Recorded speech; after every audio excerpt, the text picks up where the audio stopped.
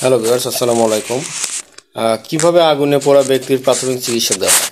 তো আমরা জানি যে আগুনে পোড়া এটা কিন্তু খুব খুব কঠিন এবং যন্ত্রণাদায়ক, বেদনাদায়ক একটা ব্যাপার। আগুনে পুড়লে সাধারণত যে প্রবলেমটা হয় সেটা প্রথমে হলো যে আমাদের যে ভেইন থাকে, আমাদের যে রগ থাকে, এটাতে কিন্তু প্রচুর পরিমাণে টান লেগে যায় এবং আমাদের শরীর ইভেন পঙ্গু হয়ে যায়। সো আগুনে পোড়ার থেকে আমরা সবাই খুব সাবধান থাকবো। এখন আমরা জানবো যে আসলে এটা চিকিৎসাটা, প্রাথমিক চিকিৎসা কীভাবে দেয়। সো যদি আমরা দেখি যে কোনো স্থানে পুড়ে গেছে, তো প্রথম কাজ হলো সেই পোড়া স্থানে কমপক্ষে 10 মিনিট ঠান্ডা পানি ঢালতে হবে। কারণ আগুনে পুড়ে গেলে সেই সময়টাতে কিন্তু প্রচুর পরিমাণে যন্ত্রণা হয়।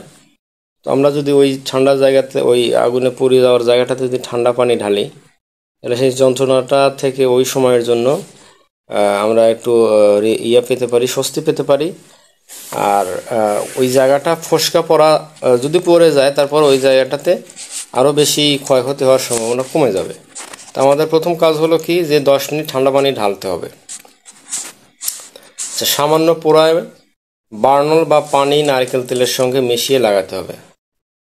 আচ্ছা, যদিও পোড়া একটু অল্প পড়ে, তাহলে আমাদের যেটা করতে হবে যে নারকেল তেলের মধ্যে হালকা একটু পানি দিতে হবে, দিয়ে সেটা লাগাতে হবে।